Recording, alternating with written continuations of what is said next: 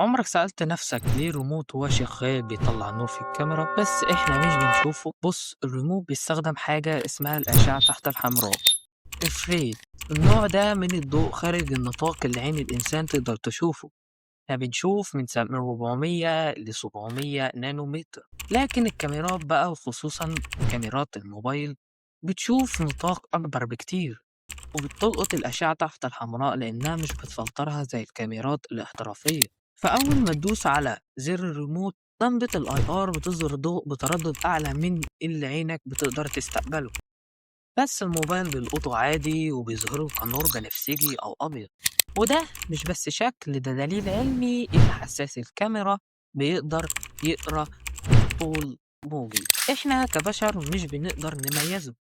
جربها بنفسك وهتفهم قد إيه التكنولوجيا اللي حوالينا ذكية.